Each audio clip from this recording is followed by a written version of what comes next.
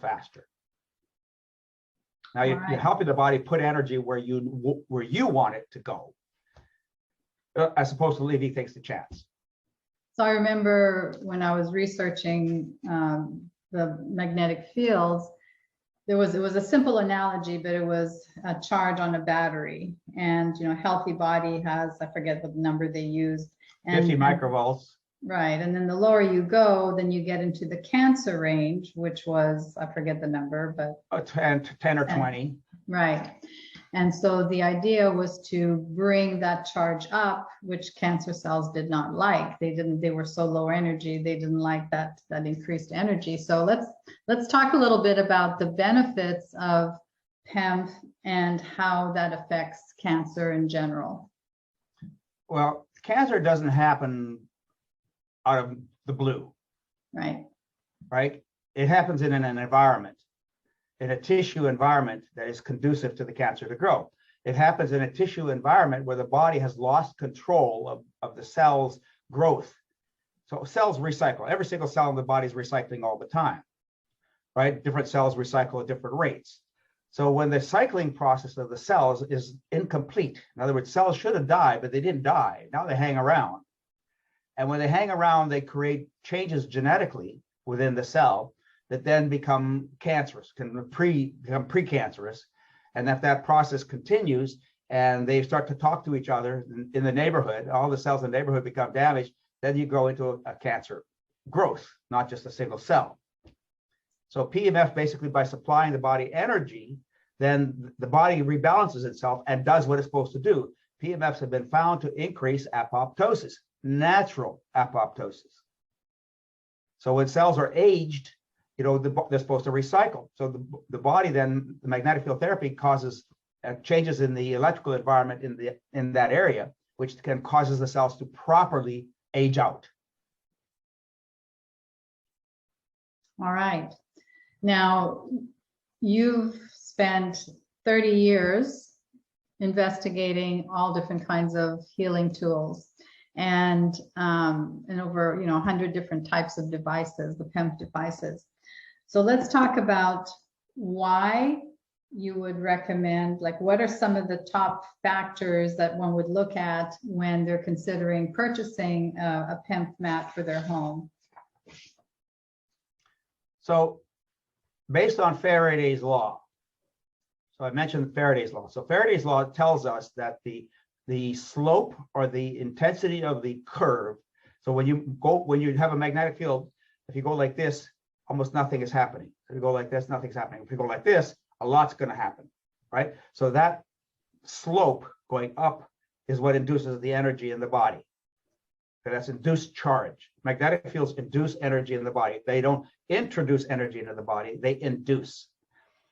So by doing that, you need to have enough induction going on to create enough energy in the body.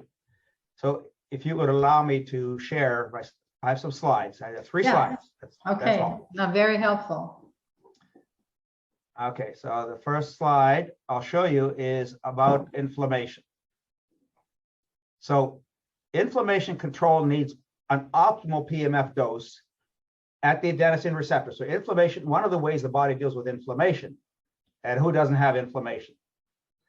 And cancer grows best in an inflammatory environment. It initiates best and continues to grow in an inflammatory environment.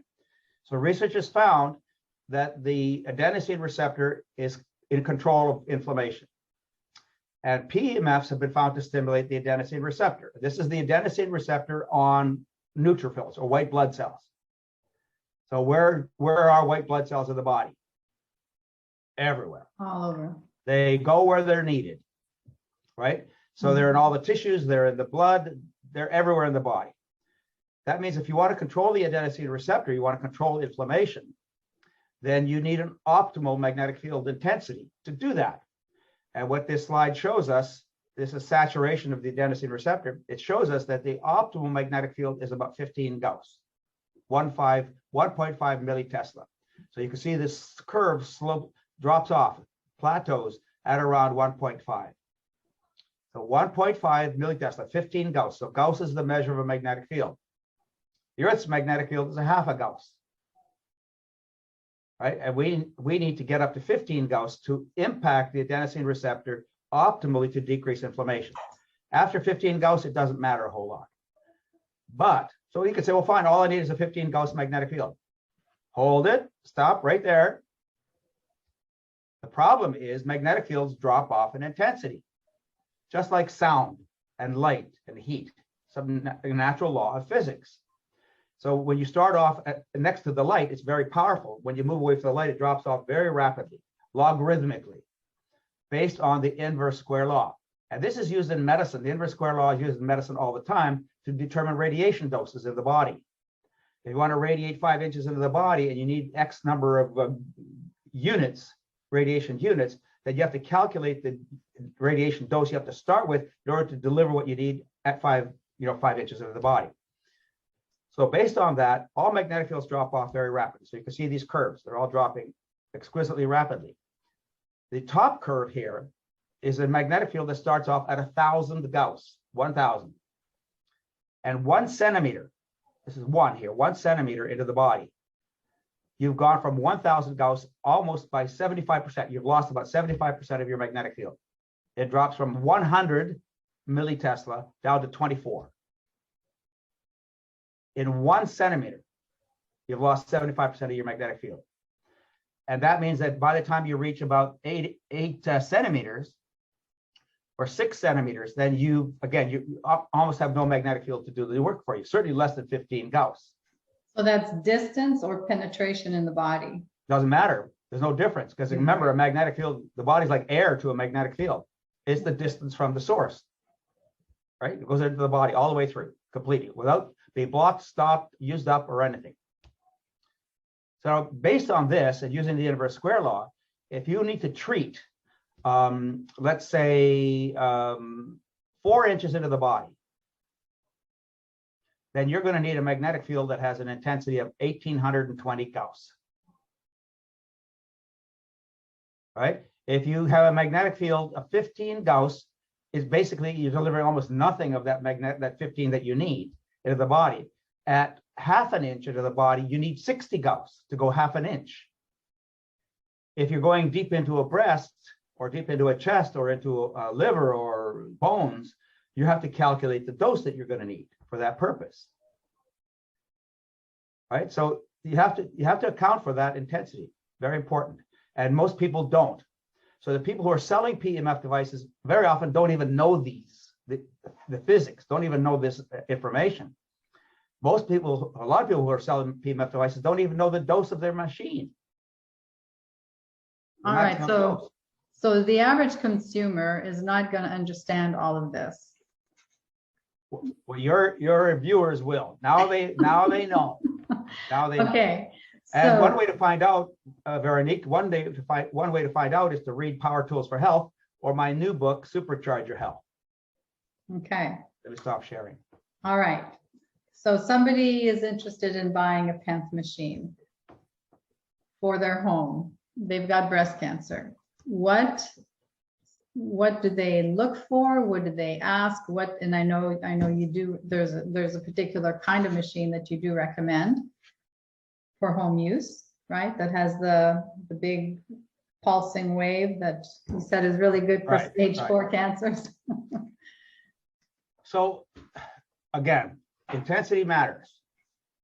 You have to have the right intensity. You have to ask the person selling it what the intensity is. The rule of thumb is if they don't know what the intensity is, it's probably too low. Okay, so what should a good intensity be? Well, remember, it has to be a minimum of 15 Gauss at the surface. Right. So to go, now, we also have to stop thinking in terms of, oh, I'm just going to treat my breasts. Right. Because breast cancer is a systemic condition. Absolutely. Right? Even though it happens, and the same thing with any local cancer, it's ultimately a systemic condition. Right. And my biggest concern for women with breast cancer is that they think, well, they had their surgery, or they had the radiation, or they do whatever therapies, whatever herbs and supplements, oxygen, ozone, you name it, whatever you're doing, you think you're done. You're never done. Actually, and you can attest to this. You're never done. Never done. Right? Once you have that condition in your body, because actually, if it's not that condition, it's not breast cancer, it could be some other condition. So your body happens to have chosen breast cancer. a woman with breast cancer may, that's the condition that she chose, or she will show up with at that moment. But so the point is that you're trying to treat yourself for life. So you have to not only treat locally, you absolutely need to treat systemically. Because what is your breast connected to? Your body. The rest of you. Right. Your big toe is connected to your head bone, right? Your Right. toe bone is connected to your head bone. So really, ideally, you're going to do whole body therapy. And that means, again, that what you need to do is to get a strong enough magnetic field that's going to go deep into your body and provide enough anti-inflammatory activity deep into the body. And since we know one of the worst problems that can happen to a woman with breast cancer is down the road, after you've slept for 20 years, right? Not worried about it for 20 years, all of a sudden you have METs. Well, the METs happen because the body was still inflamed in different areas, and where METs happen are generally going to be in areas where there's still chronic inflammation. I just read a report just actually this week about hypoxia. What tissues in the body are probably the most hypoxic? I have no idea. Hypoxia is low oxygen. Right. Right? All of them? Brain? Bone marrow. Bone marrow? Bone marrow. Oh, interesting. The Okay. brain has more oxygen than bone marrow. And where one of the most common metastatic problems in breast cancer is bones. Right. Right? Mm-hmm. So bone marrow has inflammation that's hidden, can't see it, can't touch it, can't feel it, right? And it's got an area, basically an area that cancer cells love to go to. And they love a hypoxia.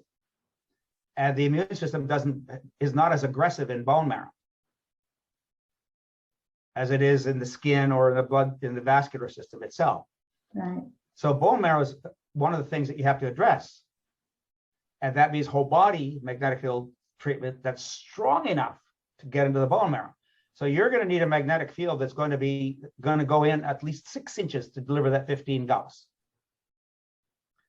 So that means ideally you'll be using a magnetic therapy device for the rest of your life, whole body and local. So you need to treat locally because you can get recurrence locally.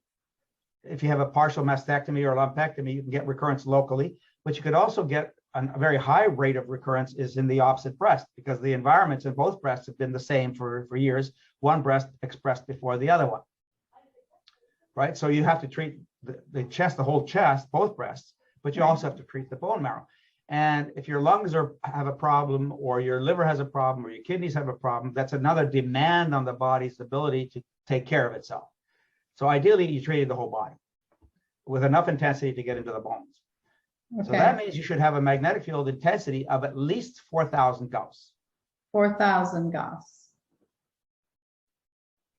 Okay. Preferably closer to 6. And in the case of bones, I strongly recommend doing what we call a magnetic sandwich. You can get by with a magnetic system that's about 4,000 Gauss, and you may have to treat on the bottom and on the top because of that loss of field between them. The best system would be a magnetic sandwich. And the one that we have that's a magnetic sandwich is called an ultra flash.